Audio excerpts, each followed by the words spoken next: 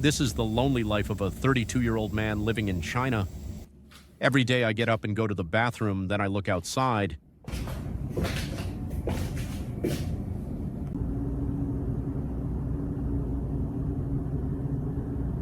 Then I look at my Winnie, the Pooh, hugging a radio antenna.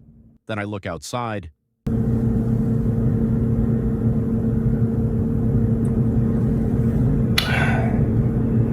Check out my Pokemon plushies from Gacha.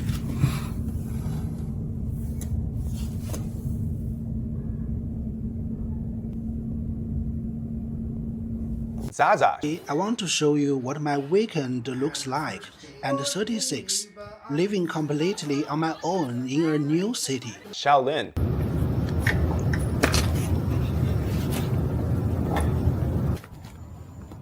My ex-husband and I divorced a few years ago. Kobo. Hi, I'm Kobo. I live in Chengdu, China.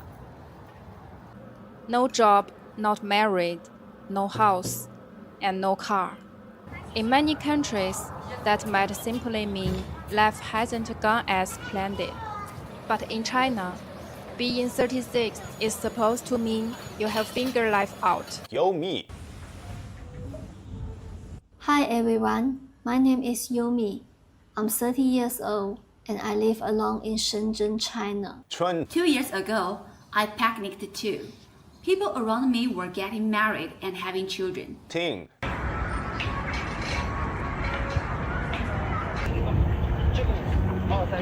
Gu Yi. What's it like to live alone in a big city as an older single woman? Lucy Now. 30, single, jobless. Yo-Yo.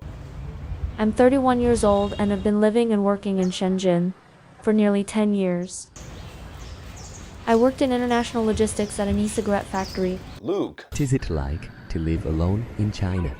Do you get lonely? Today, I want to take you into my life. Guang Guang. How hard Chinese high school students and their mothers live? What is the real life of an ordinary family in China like? Li Yo-Yo. I ask myself, am I happy living alone? My answer is yes. Jing Jing Daily Life.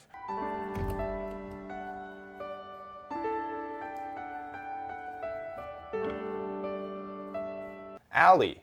A simple YouTube search returns more than a dozen YouTube channels, all talking about the exact same thing, mostly done with AI narration, the same type of I'm 30 plus, lonely and sad and unmarried in a big city in China. And the videos consist of them doing very simple daily tasks like commuting to work, eating, and just walking around China. And increasingly you're seeing these videos, if you watch them long enough, you can find that they're almost like carbon copies of each other, the same style of videography, almost identical topics and scripts, and pretty much the same theme throughout their entire channel. And these accounts obviously are based in China, but they're able to somehow access YouTube, saying that they're lonely. Seemingly, they're negatively portraying society in China, which according to our traditional beliefs, we will be thinking that, oh no, the CCP is gonna get them. But here it seems the plan is more sinister. So these have been making rounds on YouTube lately, and if you search up their names on Chinese social media, they're not real influencers inside China, so clearly this is something targeted towards the Western audience. And we know that in China, the CCP controls all forms of media and entertainment, even though the Chinese ambassador to the Philippines would try to deny otherwise. It's just media's action, and it's nothing related to government. And there's so many medias in China. Cannot ask each media, each video, each article, each paper, to try to control. No. Now, this happened. This was an interview with the CCP's ambassador denying that China Daily's recent racist video calling Filipinos monkeys was not the government's action. They're downplaying, or this denial is relying on a technical distinction between the Chinese government and the Chinese Communist Party. But on China Daily's own website, it says that it is supervised by the CCP's Central Propaganda Department and also overseen by the State Council, which is the government. So this idea that saying the government is somehow different than the party or trying to deny any aspect of it is simply not true. And of course, it doesn't make this video portraying a racist portrayal independent of the ruling Communist Party.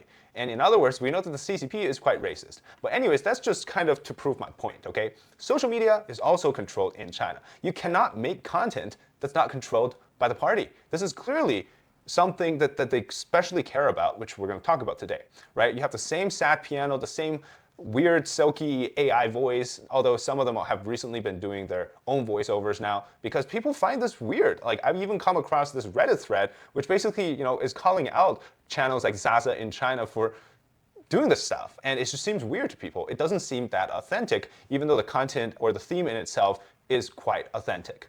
Right? Okay, so aside from basically a bunch of these channels popping up with millions of views, people found out that these channels have been actually somewhat of self-awareness, I guess would be the word, that they started to reveal themselves with videos like this.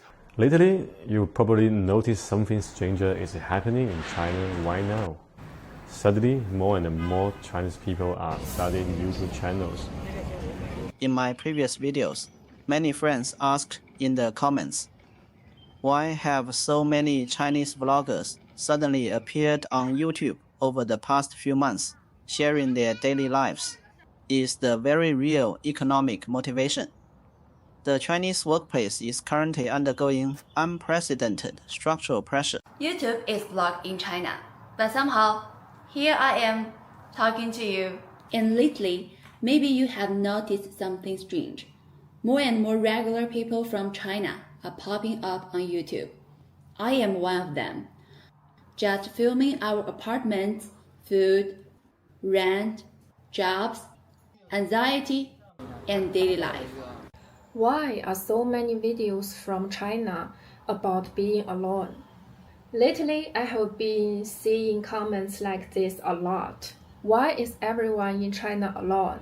Does nobody have friends anymore? Are they real or just script? To be honest, I understand why people ask these questions.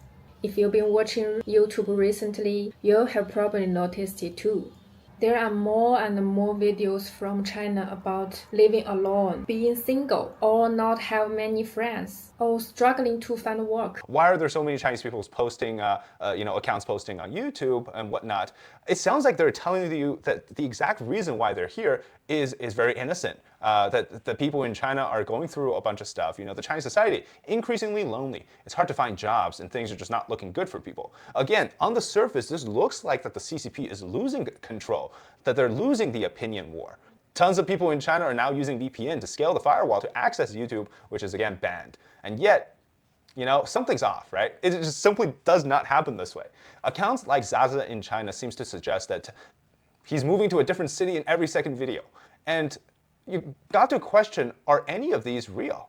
Well, I can't make the assumption that all of them are fake or real, but one thing that's very clear in these videos is that they don't talk about politics. They're not the traditional type of videos that you see from the propaganda part of the CCP where, it's like great, glorious, and righteous, right? There's no flags mentioned about the People's Republic of China. There's not even any mention of the government at all. It's just a simple daily slice of life. And that's the whole trick. There's nothing to argue with. There's just simply nothing that seems wrong with these videos. And that's precisely what's wrong with them. Okay, so this is just one part of a two-pronged strategy. The other part, according to French news Le Monde's investigation, is increasing the presence of real foreign faces and real people as the weapons of propaganda. Go to the city of Chongqing right now, and you'll find foreign influencers dangling in safety harnesses off of the 56th floor of a skyscraper, captioning it like they're free soloing the building. Monorail that drives straight through a residential tower. A Ganyan blogger with millions of followers called the city full of wonders. None of it is fake. Exactly. The buildings are real. The monorail is real. What's manufactured is that the funnel that gets every single one of them pointed at the same city. Pretty much the exact same 6 scenarios or shots with the same angle, because the algorithm rewards that, and they tell the story of Chongqing's vertical neon skyline as sort of the rewarding factor for coming to China. Like, this is our new Grand Canyon. This is the new New York City and Dubai.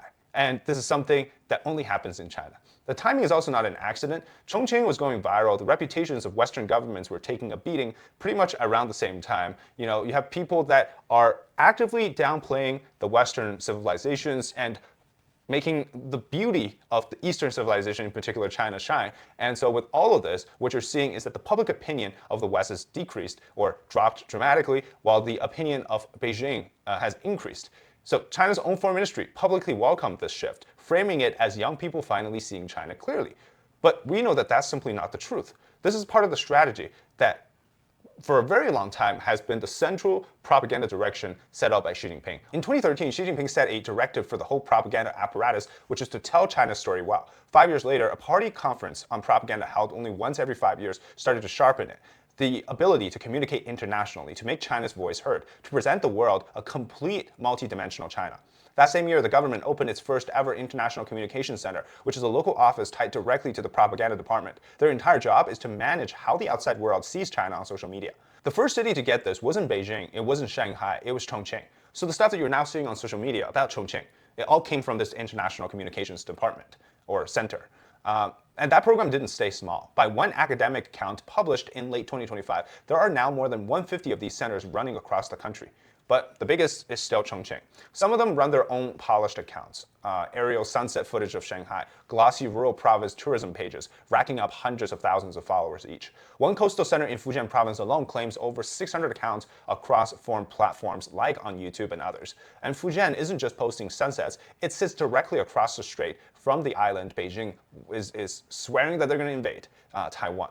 A lot of this isn't even hidden. 10 Indonesian influencers, including a beauty pageant winner and her sister, spent 10 days in China in February of 2025 on a trip whose organizer publicly thanked the Chinese embassy. 2 Taiwanese students told a French newspaper they were flown in, all expenses covered, to a hyper-modern AI boom city, and then encouraged, not required, to post about it. Nobody handed them a script, nobody had to, because they were shown the exact thing that they want them to see. And a lot of this stuff, it looks impressive as heck, and so they draw their own conclusions on camera, being that China is way ahead of the rest of the world. In July of 2024, the Chinese Communist Party held its 3rd plenum, one of the most important meetings, and they came out with this resolution, which was in order to build and, quote, more effective international communication system. A few months later, Xi Jinping told the party to get more creative. His words were to go carry out the online external propaganda. So that's actually the term. It's called 网络外宣, which is online external propaganda. And the official guidance on how to do this is oddly specific. And the researchers recommended exactly what you're watching now. Everyday life, small stories, emotional pull, foreign or non-official voices, because a normal person feels more impactful and honest than a state anchor in a suit. One research paper out of Zhejiang actually praises this approach by name. They call it moistening things silently. Sounds really weird. One plausible production mechanism from this sort of behind-the-scenes look is something called an MCN. The multi-channel network system in China is so prominent. Pretty much every single live streamer or influencer is signed up with one of these MCNs. They're kind of like talent agencies, but they handle your live streaming, they handle your post-production, handle your packaging, social media, and everything else.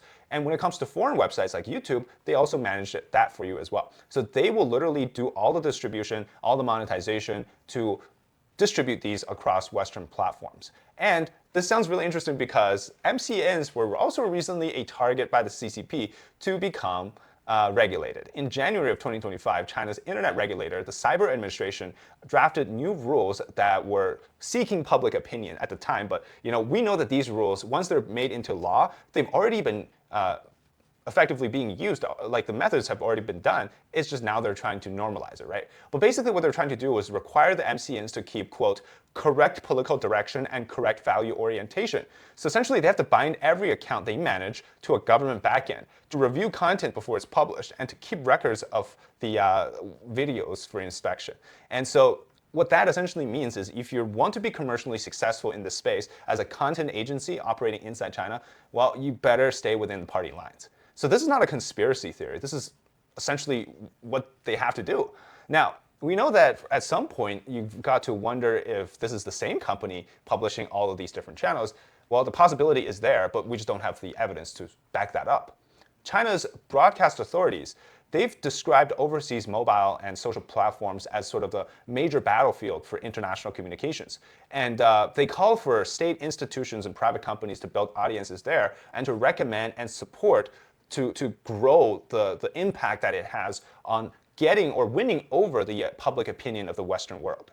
So what you're not doing here is trying to show the world that, oh, look, China has every single year they got a military parade. But you're trying to tell the people that, look, the next time you think about what we talk about in the news about China, right? Whether that's the concentration camps, organ harvesting, religious persecutions, human rights, or free speech, just think that, what Zaza experienced this in China personally because look, Zaza is already there and he's not, so that must mean it didn't happen, right? What you need is something that you can relate to, which you can reference. Nobody's asking you to believe that the CCP is good here. They're just showing a woman who is making dumplings or eating noodles or just being alone in her apartment and times that by 300 times more. And then China starts to feel like it's not a headline, but rather it's some place that you sort of know. It's a place where people in it who are sad just the same way you might be sad about your life. And then this is the actual payout. Some part of your brain says the next time you read a story about China, it just doesn't match what you've seen. It's not because the story is fake, it just conflicts with your feeling that you built for free, one algorithm-fed video at a time. So that's the strategy. It's not to win an argument, it's to make the argument feel unnecessary. So Zaza is still lonely tonight. Xiaoling is also lonely. So is Kobo. So is Yumi. So is Chun, Ting, Guyi, Lucy Now, Yo-Yo, Luke, Guangguang, Li Yo-Yo, Jingjing, Daily Life, Real China with Lando, Ali, all of them. They're all lonely tonight. What I know is this, right? Somewhere in Beijing, there's probably a government office whose actual job is making sure you feel exactly what you just felt watching that sad slop video. Thanks very much for watching, and thanks again to Black Forest Supplement for sponsoring this video. Please check out our 48-hour sale and click the link in the description to go there. Thanks again, and we'll see you next time.